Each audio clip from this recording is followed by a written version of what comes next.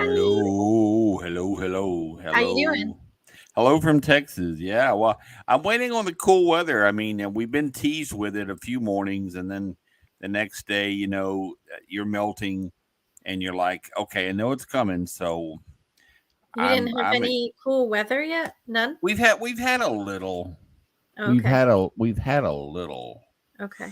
So Just a I, little. I mean, I'm ready. So yeah, we got some exciting stuff. I'll get to experience some cool weather here at the end of the month, and then in November I'm going to Canada, and then You're going in to Canada. That's y- exciting. yeah, and then in December I'm going to go to Kansas. So I'll get to spend some time in some cool weather and make snow angels and all that good stuff. So Snow it'll be angel. fun.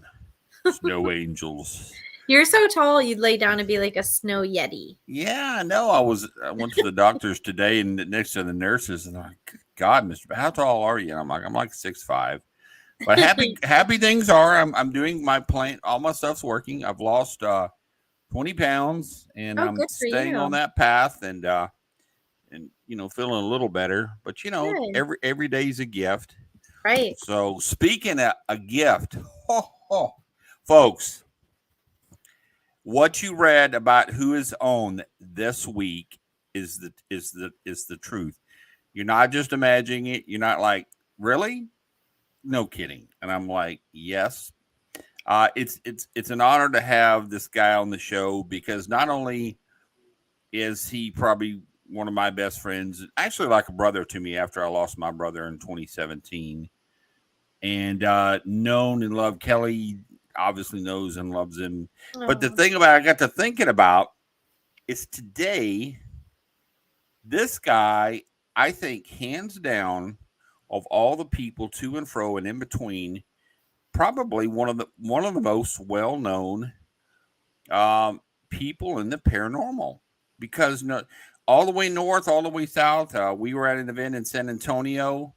Uh, this guy gets the show. I mean, so many, comes up. Oh, how it's so good you're here, and we're so excited, and then the East Coast are obviously there, stomping grounds, and Go Out just came back from Arizona. So I will tell you, such a great investigator, loved by so many, and known in the paranormal world as probably one of the foremost and loved and respected demonologists doing what he does. And there's not just a whole run of them out there. It's not right. like you can phone a friend, phone a family, phone a demonologist. Uh, and so that's a really cool thing. And I will tell you, folks, it is an honor. It's super cool. Ladies and gentlemen, stand up, show your love for the Oh. one and only Mr. James Annitto. Dude, I got so big from that. I was like so tiny. I fit in this little device right there, that contraption. And then I'm now big because of my ego. That's Thank right. you. Yeah, well, it's so true. I mean, geez, we were out in Texas this year, and we had the table set up and helping get that. Of course, that whole banner was a thing, and that was a work in itself trying to get it to stand there. It's like We building the Great finally, Wall of China. yeah, we finally tied it to 4 different posts, and we barely were getting that set up, and people, you heard them talking. Hey, there's that guy. There's that guy. It's him. He's here. Yes. And I Well, knew, and that was the case. Very, very, very cool. So you can see all the folks that we all love that's in the post. Obviously, we got Russ Flip in must the not be house. working tonight if he's No, able it to doesn't come sound down. like it. We got Robin Kill in the house, our dear Hi, beloved Robin. friend. Yes. And Flip, thanks for the merch. Yep, absolutely. Flip is in the house. We got in Russ. And I'll tell you what, let's have some fun. Let's just turn the mic over to the one and the only, ladies and gentlemen, Mr. James Annitto. Hell, sounds good. I don't even know what the hell I'm going to say. I'm just kidding. Um, Just but start yeah, back no, at the, well, at the no, seriously though, Russ, I did say there was going to be pizza, but you have to stay for the whole show. Then there is the crust, the sauce, the cheese, and then any kind of meat choice, because I know you like the meat in your mouth. Oh, Russ is like, you What's it dog. called? But yeah, no. So my name is James Annitto. If you don't know me, then I am a demonologist, like Keith said. Kelly knows me. I love you, Kelly. I love you, Keith. And I'm also an ordained deacon with the United States Old Catholic Church. I'm a paranormal investigator and researcher for the past 16 years. I also dabble in parapsychology. I work with a parapsychology group called PPRI, led by 2 doctors in social science out of Canada and New England. And yeah, I've got a full plate. I also am founder and owner of the Dominion Ministry, which is a spiritual warfare ministry of an eclectic group of people of all different religions and beliefs and faiths. One being Russ, unfortunately. Just kidding. But yeah, so I have a full plate. I travel, I lecture.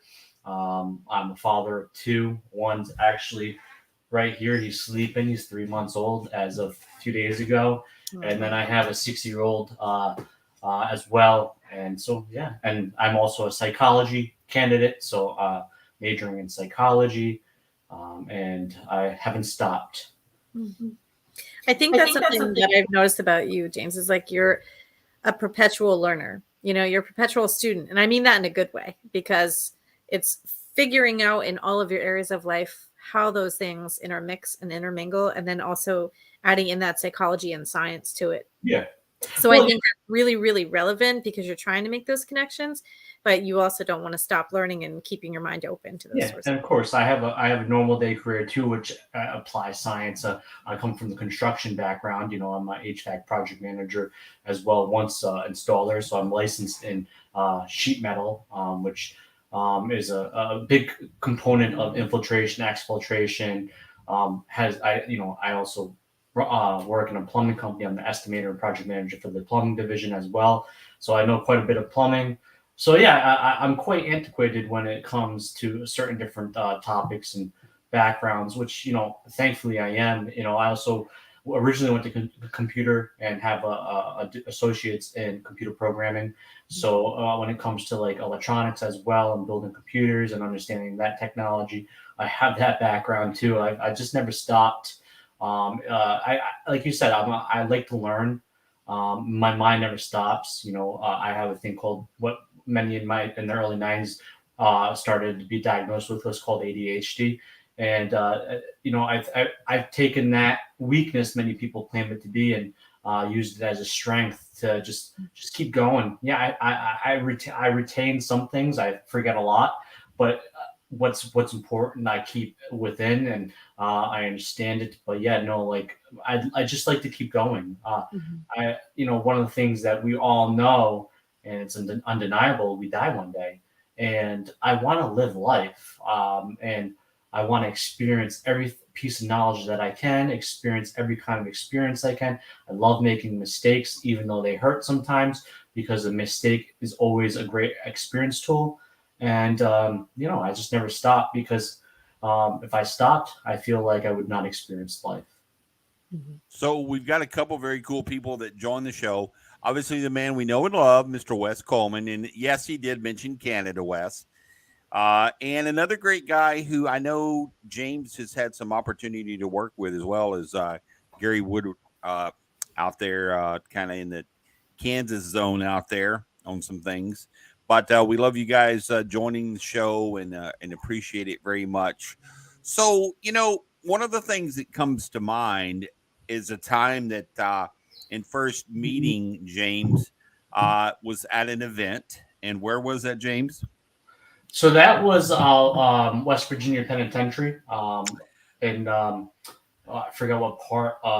That's Moundsville, Virginia, West Virginia, and what a great place to meet. And I was a guest speaker there at Moundsville Paracon. That was ran by Dave Giuliano and Bob Christopher when they used to work together. And what a great convention! What a great plays in general. Of course, I say great plays in the aspect of history, but in the nuance of it is not great. But yeah, no, that's where we first met, and I believe we ran together in the basement. Yes, I was gonna bring that up because I can't. It was so in the basement. It was so funny I came there and it says, "Hi, I'm Keith. I came to meet you." And I think you kind of looked at me and said, "You did?" I said, "Yeah." And John was like, "Oh yes, that's all. He's wanting to meet you." And so we did, and we had a very cool investigation. But as we were walking somewhere in the confines of this prison, I remember it was so extremely, absolutely dark. Mm. And you were beside me, and you're like, "Dude, are you there?" "Yeah, I'm here." "Are you there?" And then all of a sudden, we heard this disembodied, and it was my first disembodied. I got to experience it with James, Yeah. and we hear help, and I kind of was James. Was that you? Nope, that wasn't me. It was from above us. And I mean to tell you, I was like, I don't usually get scared, but I was like, dude, that was a voice from the dead. It wasn't even us, and it was super cool. And but we had just that even that night, and it was amazing investigation. So I just remember that event and how cool that was. Yeah. But speaking, when you talk about investigations, James, and doing kind of what you do, kind of talk us through a little bit about the fact of, you do get people that reach out to you and say, "Hey James, I kind of think I may possibly have something going on." Kind of what's a little bit of a process for you where if you get that phone call of how that works, because I know people reach out to you, so people often ask, "So what do I do if I maybe need to talk to a demonologist?" Kind of what is just the kind of the rough and dirties for you, if that's how you address that. Yeah, that's a good question. I think it's really dependable on how it comes on my plate. If it's a prior investigative team, and I know them, then I most likely transition sooner because they're usually pretty applicable in giving the data and having a good understanding of how to approach a case. So in those situations, it could be instantaneously. Saying that, hey, this is what we have, or we have a question on this, and I can give my consultation. I can give my opinion. I'm not always right because I always say that I can be spot on, but unless I'm there to have a better understanding and physically understanding it and seeing it for myself, then I'm not always 100% because I feel like we are the greatest but the worst tool at the same time. But I'd like to see to believe it kind of an individual, and just how I am. I'm very objective when it comes to investigating. So, as far as where most of my cases originate are homeowners or families reaching out to me, like a family member of somebody being afflicted or being haunted. And where I start is I do an interview stage. So basically, I'll reach out or they'll reach out to me through email. I'll do an email interview. So I send a questionnaire, basically have them fill out like 6 pages worth of questions. What medicines are you taking? When did this start? How long have you been here? Are there certain applicable possible equations, variables to this, such as radio towers, cemeteries, bodies of water? And it gets deep rooted. And so basically, I take that questionnaire. I do then a phone questionnaire of the same questionnaire. And then I take it, and as long as it seems to be worthy and something that I have to physically get involved with, then I'll do a physical interview with the same questionnaire. And the reason I do that is because it's a process of elimination. I want to see if they're changing their story. I want to see if they're always spot on to what they're saying. If they're adding more details here or there, which I expect the utmost 100% full of detail from the get-go, and not kind of like a divot of change. So I do my interview stage. Sometimes after the phone interview, sometimes I'm able to consult them through a process of not having to get involved. It's not because I do like any magic fingers and I astral project there and clear their house. I usually am just able to talk them through what they need to do not to pay mind to what's going on, or to seek somebody because maybe they have a past trauma that's haunting them and then becoming emulated in their reality. So there's certain things that I can say to individuals or have them do that'll distract them from ever having me physically get involved. And a lot of these places are far distance. It's not like I have the Dominion Ministry helicopter or, I make good money during my career, but that sustains my house, my family, the food I eat doesn't sustain my para ambulance that people wish I had. So, I am able to do so. But if physically, if I need to, then like I said, I'll do the third stage of the questionnaire, and then do a little data collecting, do EMF sweeps, check their household, see if they're cluttered, like if they live in clutter, what the surroundings are. If they're into drugs, if they're heavy into alcohol, what their patterns are, if there's family and like family there, like children and adults, how they interact. So I really get into the nitty gritty. As far as if it's a very far away case, then thankfully being a founder of the Dominion Ministry, I have 25 states under the ministry covered at this point in time. So if it's a state or a city close to somebody that I have within the confines of the ministry, then I'll pass along the information that I have, or then I'll get them involved ASAP once they find out their location. Because I don't like many people handling a certain case, because I'm always about an individual of once you give feedback and then somebody else is giving different feedback, it kind of confuses the client. And you don't want them to be confused. You want them to kind of understand what's being said and to have one kind of contact. And you can bring up people on board, but if you do bring people on board, you make sure you always are on contact with the phone together, and like a conference call or something like that. So I like to try to make sure as well in my stage that I don't really make it about the paranormal. I make it about why and what is occurring and why they think could be happening. I don't like make it about ghosts or demons. I don't try to direct the narrative. I let them give the narrative, and I keep it open-ended because I don't want them to use their gullible or imaginative minds and create something that's not there. Now, see, that's interesting because it almost kind of lends to. Do you feel as if there's a large percentage of this type's field or in this with the potential haunting of when they speak of a demon that is related more to the psychology or a side of the psyche, the mind, as compared to a reality where it's something that's actually there? Is that possible that a lot of times that's what your findings have been in cases that you're able to, it is kind of a psyche type of event that you find that once at the end of it, the diagnosis was more, or I say the assessment was more of my findings in this case in conclusion was more that it was psychologically related than it was actually paranormally or demonically related? Most of the times there is a psychological element to it. In demonic cases, I've in most of my cases have determined that there was a trauma prevalent in that haunting. And as well, if we look at the root word, the etymology of the word haunted or haunting, it is deviated from the individual. The person is being haunted, not like necessarily a property, but the person that lives there is being haunted. Because we've heard through documentation of many people living in certain different haunted houses where they didn't experience something, but the next family did.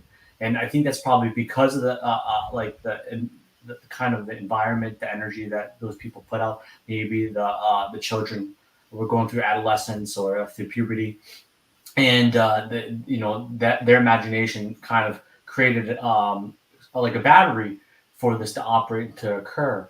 So yeah, there is always a psychological element to it, and that's what you have to figure out in trying to come up with a conclusion. And I don't like to say the word conclusion because the paranormal is not definite, but where I say conclusion is where you're able to kind of separate the individual or the family from being fearful of what they're dealing with, separating from what's tormenting them, which is quite possible.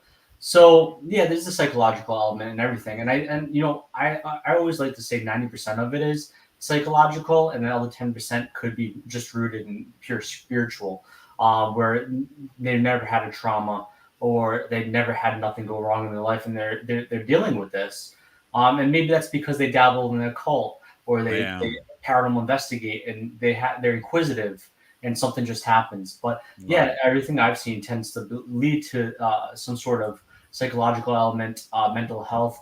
And, I'd like to tell people that because there's mental health or the psychological element to it, it doesn't mean it's not paranormal. Like psychokinesis. Like I have a love-hate relationship with parapsychology. J.P. Ryan, who was basically the forefather of parapsychology, had no psychological background. He was a doctor and botanist, which is plants.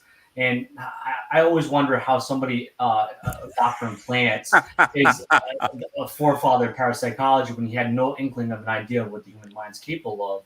Right. And really, what inspired J.P. Ryan was Arthur Conan Doyle, who was a Ghost Club member. But Arthur Conan Doyle was probably one of the worst Ghost Club members because he was so gullible. Like he was duped so many times, which is factually true in history.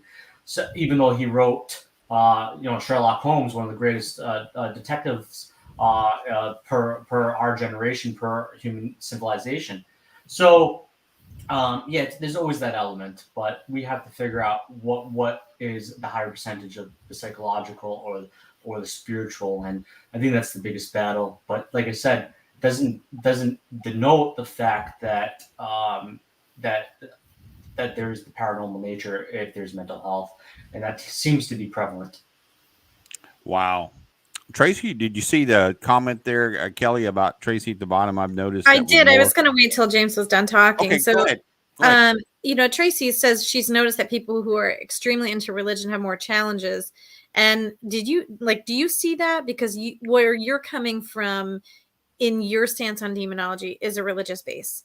So do you notice there's a bigger amount of people that are dealing with these issues who have a religious base of any type versus those that don't? I think it's hard to put a statistic towards that because I've seen people that have no faith struggle as well. They have no backbone to fall back upon, so they struggle. They go into substance abuse and other things that they rely on instead of maybe like a higher power. But I think when it comes to the paranormal, I think that if you are religious and you believe in angels and demons and spirits and other mythical beings and certain other religions and beliefs, then you are probably more open to maybe experiencing something like that because you're already open. The imagination is already there, even though it could be real. I think that imagination and being somewhat gullible has a key place into experiencing, like somebody like a Kenny Biddle. I love him to death, and I love CSI, and I love James Randi. I know people hate him, but I feel like they added a component that's necessary, skepticism, which is necessary in this field.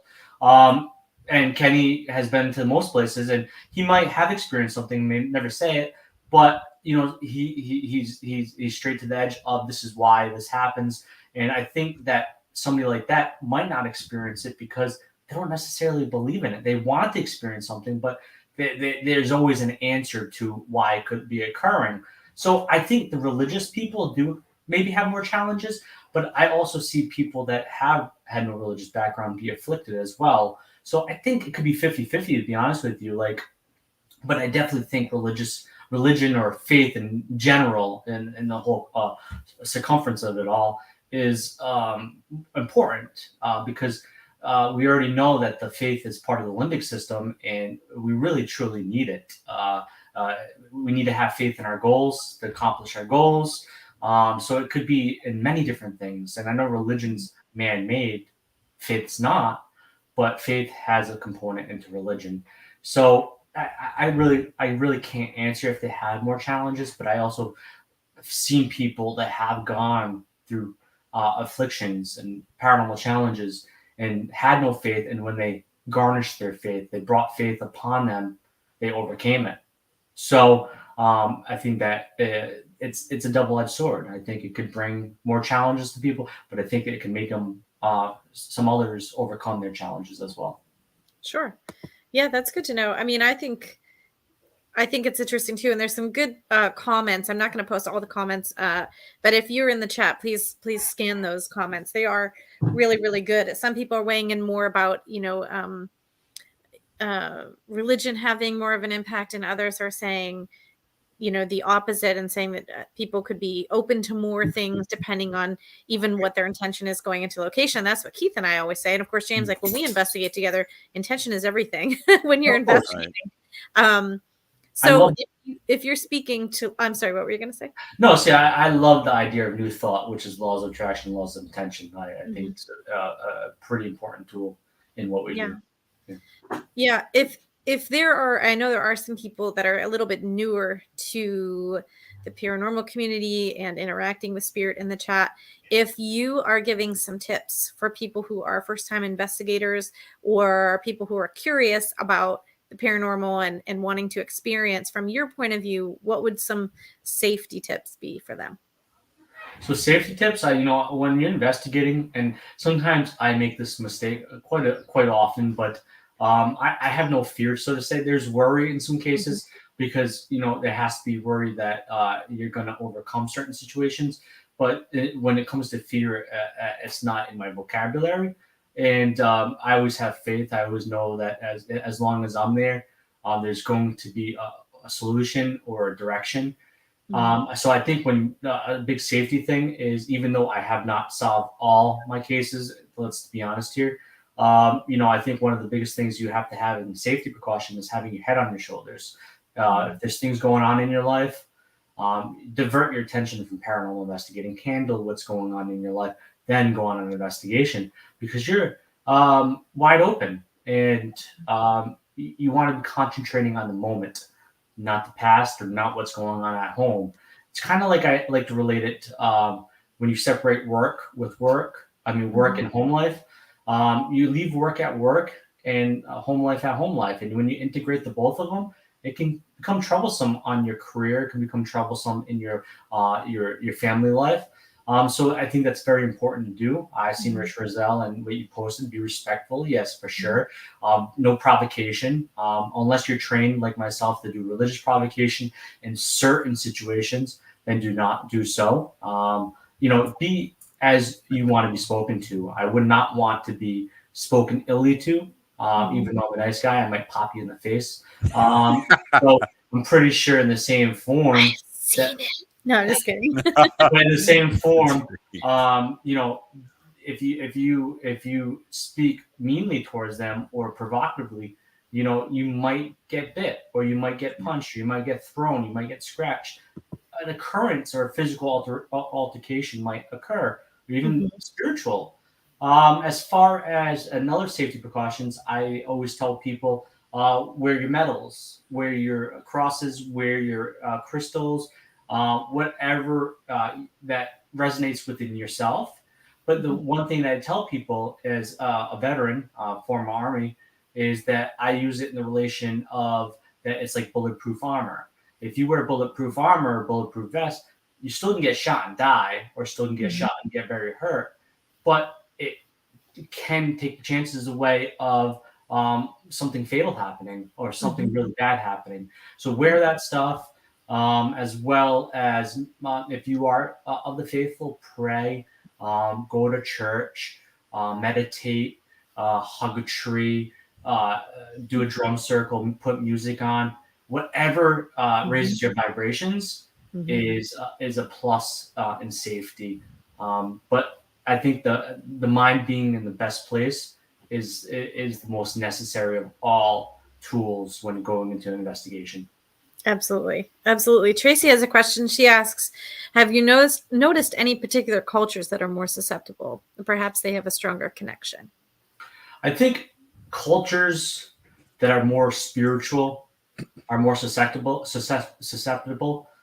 in a form, because certain rituals might get closer to provocation or invocation than certain other belief systems or cultures. So I think the cultures that are very deep rooted in doing some sort of blood ritual or other form, like people say Santeria, Santeria does have its good forms of it as well. It is actually very Catholic based in some form.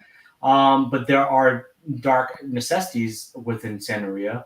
There's dark necessities in Catholicism, dark necessities in Islamic belief, dark necessities in many different cultures and belief systems. So if you linger on that, then I think you're most susceptible. Susceptible. Oh my God, one word I can't say due to my list. But what was oh geez. But in the same form, I always say like so to me, a Satanist isn't bad, or Luciferianism isn't necessarily bad, but it depends on the individual. Like I've met really great Satanists, very good people, but the morals and ideologies of Satanism or the Church of Satan or Luciferianism is rebellious nature, going against the norm. And sometimes when you're going against the norm and being rebellious, that can also lead down to a bad pathway. I'm not saying that it will, but I have seen a lot of people that have dabbled in the dark and the black. You've gone down wrong paths. So I think those are the people that are privy to being affected more. But like I said, I think any belief system and culture has that ability. I'm not singling one out because I think anybody can be penetrated by a spiritual force. Keith, can you see Gary's question? Yeah, so I see it, and I think it speaks of. And thanks, Gary, for your comment. You're a dear friend of mine as well. What's everyone's most profound case without giving names or too much details? Of course, but I'll kind of steer that a little bit to James. He's doing daddy duties now. Yep. And without being too obviously, without any type of paranormal HIPAA laws or anything. Speaking of a case that you could say, you know what, I've had a lot of cases, but there was this one case, and generically, maybe of how it made you a better investigator and even into the study of demonology and what you do. If was there a case that was like, wow, it really just it meant so much to you, and how it was positive. Yeah, so I'm going to be a little expansive on that question because I always talk about specific cases, and I always talk about the same ones specifically because they are the most profound. But I think every case that I deal with is profound to me because when you're dealing with people, even though there might be similar characteristics, it's a new case. It's profoundly different because every single person on this earth, that's 7 billion plus people, are different. We have different names, we have different socials, different identities, different fingerprints, different personalities. So I think that in a sense is profound. Why does this happen? What is occurring in the situation? And I think, to me, that's what excites me as a paranormal investigator researcher, but also what opens my mind of what people deal with. And throughout time, our outlook of this has dramatically changed in the sense of when it comes to medical science, science in general, and of course in our belief systems. So I think every case has been profound to me. Yes, I've had some of the darker cases. I've had 5 demonic cases that I've dealt with in 16 years. Yes, not too many of them. But those are cases that will follow me for a lifetime.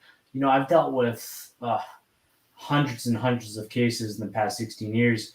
At one point, like a few years ago, I was saying it's like 400 something cases. I have to be 500-600 now. I do a lot of cases, and I quantify as a case if physically or through consultation, because to me that's a case. I'm on the record, I'm working, and to me that is my due diligence to work my ass off to make sure that I'm giving the right information to these people and doing my due duty. So I've done a lot, and I think they're always fascinating, and there's always a different component.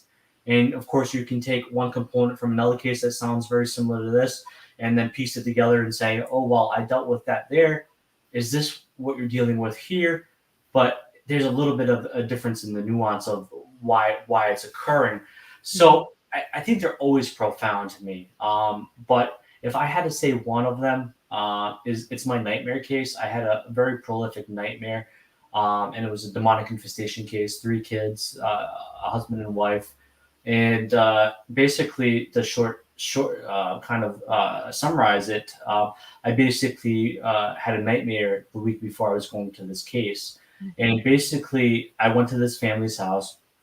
Had never seen the house, never seen their faces. I'd seen like marks on their arms, or heard their voices, but I'd never seen the premise, like the house, location of the house. I've never seen the 3 children and the husband and wife.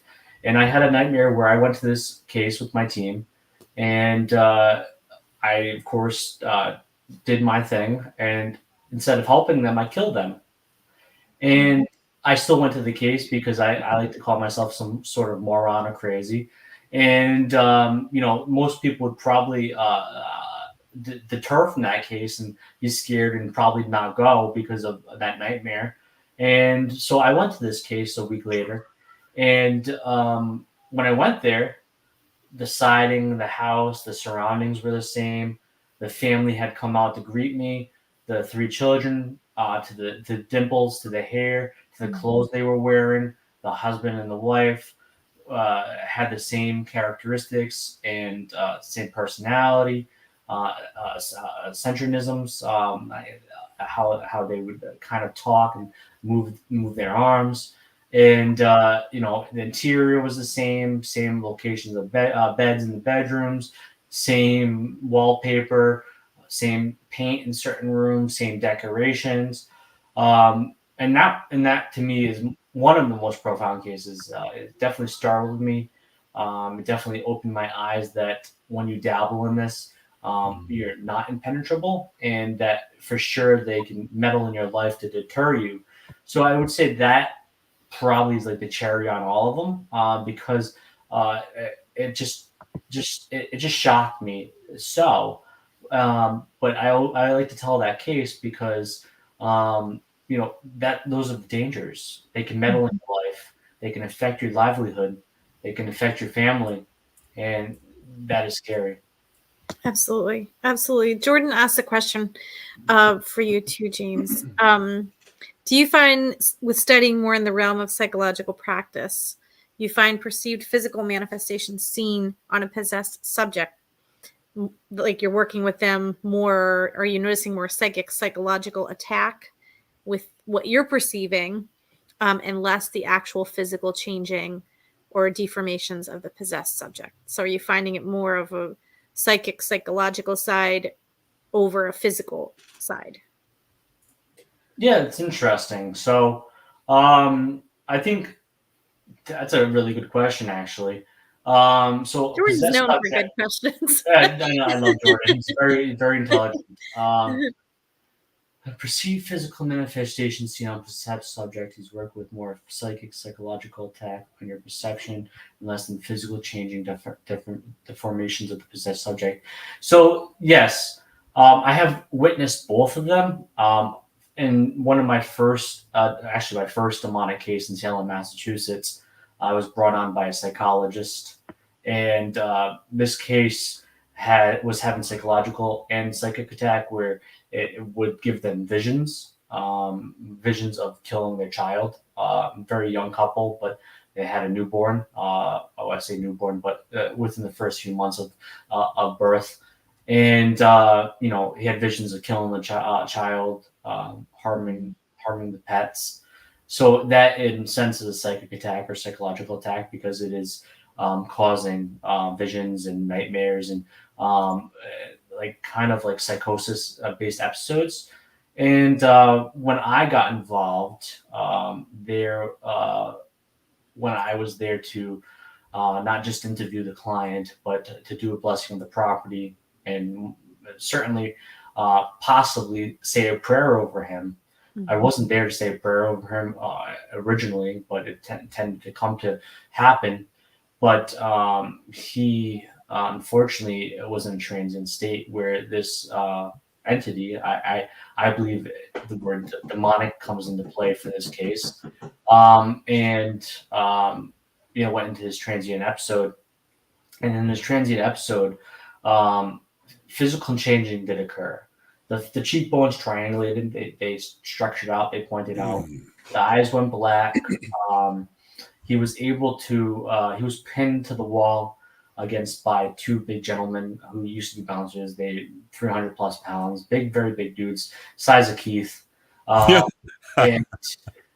And he was able to dislocate his shoulder and grab onto me. You heard the crack of the dislocation, and he was still able to grab me and still able to move that arm. He was able to toss a table halfway across the room, barely with just his fingertips. There was physical changing and the deformations, and of course, physical strength. But there was also the psychological attack and psychic attack. And then also on top of it, where there was psychic attack occurred from this case, one of the things I always tend to see with demonic cases or malevolent cases is that there is afterwards strife between the groups or people involved. And that's truly dramatically what happened. We all went at each other's throats afterwards. Everybody turned on me. Much later after that, we had differences of opinions of what occurred, even though everybody had observed what occurred. For a long time, it was really bad. But I definitely think that was the play of the demonic to put us at odds. We were never really ever to help that individual. He eventually did get sectioned, and from what I understand from talking to that person, the psychologist not too long ago, probably 2 years ago, he's doing good now, and well, I don't know what happened, but I definitely think the demonic was involved just based upon the physical changes, the deformations, what they experienced there before I got involved. The team was there, and the shadow figure came out the closet and grabbed the woman and started pulling her towards the closet. And this was observed by people's eyes, the team's eyes. So there was enough going on there. And this does happen. So there is a form of both, but there tends to be more of the psychic and the psychological factor earlier on in the stages, infestation, oppression. And then when you get to the possession stage, that's when you start to see a lot of physical changes, the vocal, the octave counts in the vocal pattern go higher. I always like to say that Tibetan monk has the highest octave range that's been recorded. But the demonic recordings that we have, the Vatican has, or exorcist or other individuals and myself have and listen to, the octave range has been recorded to be much higher than the Tibetan monk. Plus, with the tone structure, this tends to be multiple tones and voices within that voice. So that's very hard to do. Even somebody that does aggro in like a heavy metal band can change their voice pattern pretty instantaneously, but very highly unlikely that they can do two different tones at the same time. So that's a physical change too, because you're changing the vocal structure. But it does tend to happen. But I would say the psychic and the psychological attacks are more prevalent, more observed, because that's what has to happen before it gets to the physical, before the possession occurs. So you always tend to see that most than anything. Wow. Absolutely. And Jordan, that was a good question. Like I said, you're known for good questions. So I hope I answered it. That was a tough question for sure, but I loved it. It's really insightful, definitely. Andy asks, hi, Andy. He asks, Andy Andrews. What do you see most of the time, where they're manifesting as something? I want to give a shout out to Andy. He's very knowledgeable in demonology himself. We've had plenty of talks between each other. He's a part of a deliverance team, and I have a lot of respect for Mr. Andrews. What do you see most of them manifest as? So I'm thinking he's claiming as demonic. So The demonic tend to manifest as what is easily invitable. So yes, a children, a loved one, and why I say they manifest as what easily kind of allowed and invitable is because the demonic are masqueraders. They are parasitical in the sense that they will play to your emotions, to your weaknesses, and they will appear to what the person will most likely invite. And children tend to be one of the hires because it's you're not going to say no to a children. We all are weak-minded to a child because we see a child. We're not unless we're sadistic and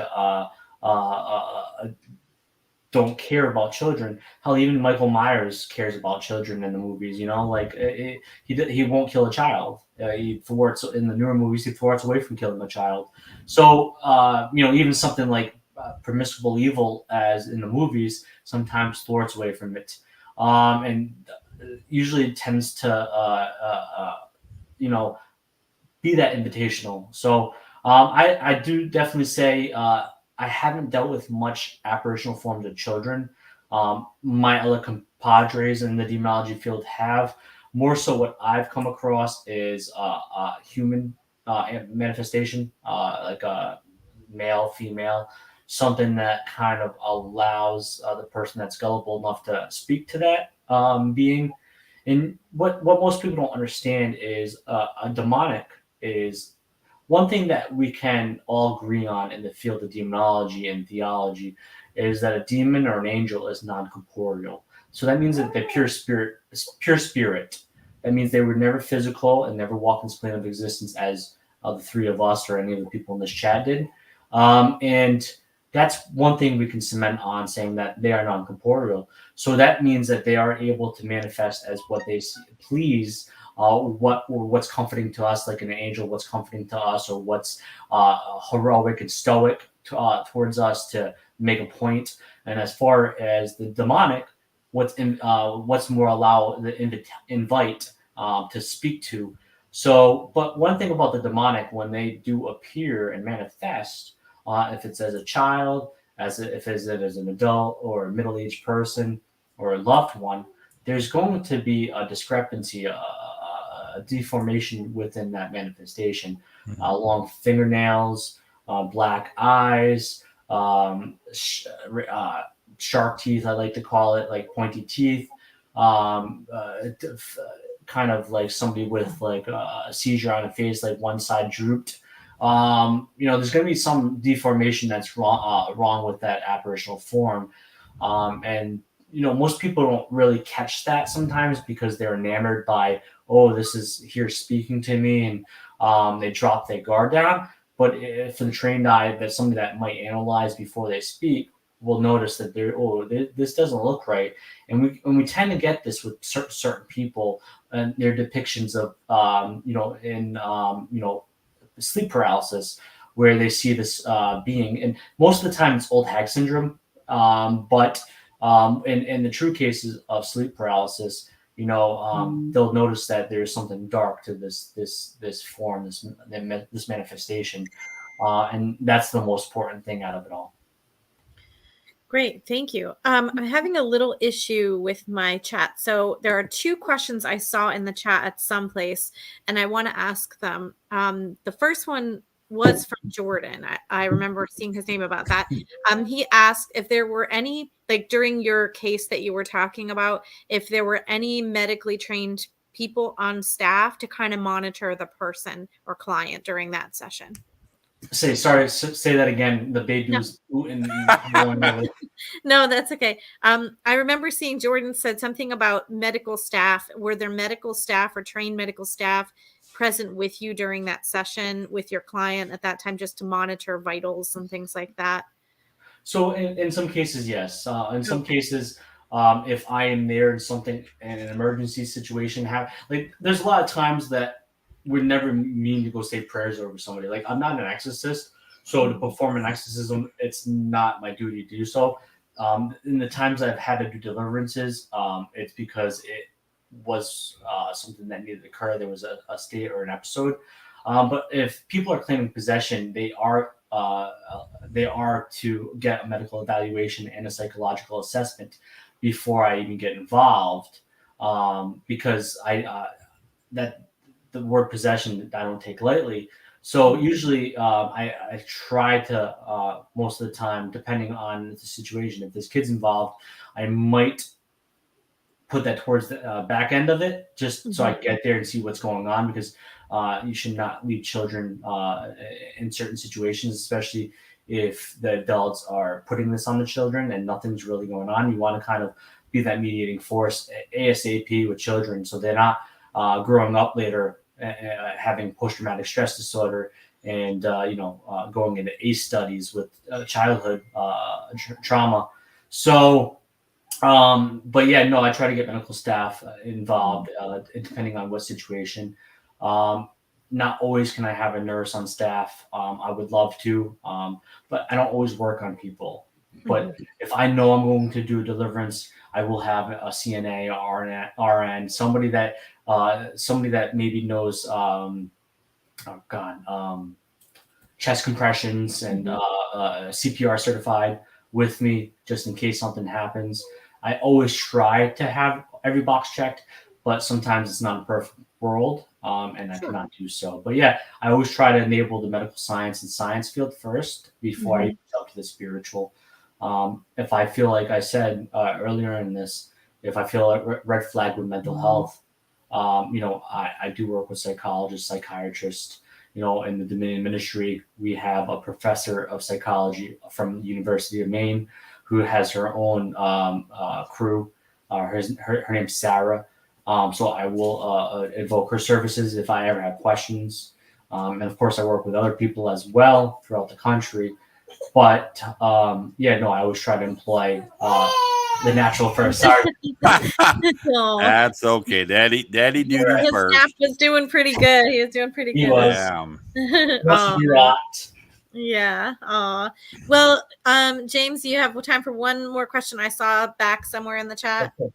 Okay, so you can make this one quick, though. Somebody had asked what you saw as the biggest evolution, like the concept during taking a case. What was the biggest thing that's evolved from the way cases used to be handled to the way they're handled now? Good question. So within the past 100 years or so, if not more, it really hasn't changed, to be honest with you. Like the Ghost Club, I think had a better idea of an inkling with some of them. Like Charles, I always talk about Charles Dickens highly. And of course he wrote A Christmas Carol. But he was a prevalent member of the Ghost Club, and he wrote a beginning and ending chapter called A Haunted House. He didn't write the whole book or write the whole pamphlet, but he wrote the beginning and end chapter. And he basically said the humans are the conduits of why a haunting occurs. And I think people lose track of this statement. And I think it really hasn't necessarily changed in the way we approach it. I'd say the biggest change is that we use more bells and whistles that have meaningless approach to this field. Like most of them are just bells and whistles. They are flashlights and lights for people to be enamored in the entertainment form of this. And I don't say that meanly. I say that matter of factly as somebody that works with electricians and understands what a K2 and EMF meter is. And of course, old houses and infiltration, exfiltration, and windows and insulation. So a lot of these tools can be, unfortunately, create false positives. I'm not saying that they don't have the ability to determine some sort of paranormal phenomena or some sort of anomaly. But most of the chance it's going to have a false positive nature to it. But I seen Keith post something the other day, and I think one of the things that has evolved in the sense is, record, visual, and then of course identification with the data with like an EVI. And I love that because I always tell people, like, you can have an EVP and it's Class A, but that doesn't denote the fact that a voice recorder can't pick up 100 feet or 10 feet down the street either, because it can pick up outside noise, and you never understand. Could be perfect timing, synchronicity. Carl Jung, perfect example. And So you always have to have something on top of it. Like I always say the holy grail would be if you had all three. You have the voice on the EVP, you have something visually happening, chair moving, an item moving, a portion, an a port or by location, and then of course you had EMS spike at the same time. I think that is one of the things that has evolved, where we're able to kind of segment that data and try to collect it in one kind of bank. But the way we approach investigating hasn't really changed. Like I love the old school ways more. I'd rather be a Harry Price kind of individual and throw baby powder on the floor, put bells on doors, and stuff like that, than use the bells and whistles. Because if a footprint appears on baby powder and you're observing it, then how the hell are you going to dispute that? But so there's certain, but I like the mixture of old and new, and a lot of people are doing that, and I think that's a great a way of evolution for this field. But I think, to be honest with you, and I know I prolonged that, but I also think as well is we've come across the answer so many times, but we're so dim-witted to try to find a new idea and solution that we go over that answer and we try to find answer that's already been solved. But that's humanity for you. Absolutely. That's a good point right there. Is that absolutely. Sometimes it's right in front of us. Yeah. And we're like, oh, I've got to get my spectrometer hooked up to my wall volume pressure to get the. It's like it's right in front of you. I think a lot of times we just made because of that, and that's well, I will. James, we know you have to be be back to daddy duty there for a second, but I was just yeah, it's a baby. Happy 3-month birthday. So yes, well, folks, we will bring up the fact real quick. James is here, folks. You have the opportunity to, if you never met James, it's more fun than what you've heard of. It's a barrel of laughs. It's fun. Come out to the Warrens Paracon in the end of October. Yeah. And meet the man known as James Annitto live and in person, folks. It's a sold out show. No, it's going to be a rock. It is. It's gonna be big. I got a call from Dan Rivera yesterday when I was in Arizona, and he said that we're looking like 5,000 people. Awesome. Yeah. So we kept telling folks, me and Kelly were there last year, and James was there as well. And, we said, keep getting, you better get them. Well, James is, I think, can tell you he was there as well. And it was a rock concert. There were people lined out like, so it was really great. Yeah. Come meet him, come hang out. It's going to be a blast, but we'll ask James. I'm sorry, go ahead. No, we'll have if James doesn't mind, we'll let him hang out for just a minute until we'll close out the show. And well, one more thing, James. Okay, if someone in the chat, since I had an issue with my chat, if someone has something that they want to share with you or a question, how can they get a hold of you? Yeah, of course. So I have jamesannitto.com, JAMESANNITTO.com, Jannitto@yahoo.com, JAYANNITTO@yahoo.com. James Annitto on Instagram, Facebook. You can get, even though it's down, demonology.org will lead you to the Dominion Ministry page. 401-808-7416 is my number. Don't abuse it or I'll abuse you. And if you have concerns, questions, please don't hesitate to reach out. Thank you very much, James. And we'll be with you in just a minute, but thanks so much for joining us and thank you for having me. Answering so many questions. So we'll see you in a minute. Wow, yeah. He's so awesome. And make sure everybody come out to the Warren Secrets of Supernatural Paracon in 2.5-ish weeks. Yeah, it's going to get here quick. At the Mohegan Sun Casino up in Connecticut. It's going to be an amazing time. Lots of awesome speakers, vendors, very knowledgeable people in the paranormal field, and just interesting people as well. So it's a very eclectic crowd. Everybody's welcome. And I think it'll be a really, really fun event, just as the last one was, for sure. So I wanted to say something real quick in closing too. One of our dear friends reached out to the social media network tonight and mentioned something about their sweet little 4-legged baby who sadly is sick and got diagnosed with cancer. So here's one of the things I want to share about this real quick. Kelly knows, I know, and so many other people out there. Be kind to people. People are going through some tough times out there. Enough in life, just life. And then you find out some heartbreaking news about your baby. And I do mean your baby. You see the pictures I post from my two. Be kind, because you never know what that other person's going through. And you're out there being mean to them. It's just not nice. So take the time to be nice and tell someone, hey, I'm there for you. If anything, if you need to talk, I'll be there for you. So, Absolutely. Absolutely. Yeah. So, and make sure to, like Keith, you were saying, everybody's kind of dealing with things, that they don't share with other people. So even just that outreach of support, if you're thinking about someone, for those of you in the chat who are sensitive, if you are thinking about someone, if someone pops into your head all of a sudden, reach out to them just by a text or call and, just let them know you're there. It's kind of a nice, not only a nice gesture, but it also shows how connected you are to them. Absolutely. So they were positive out there, but we will see you in 2 weeks with kind of a special show because it'll be the week of the Paracon. So it is. We'll be there more show before it. So we'll see you guys in 2 weeks. All right. Bye.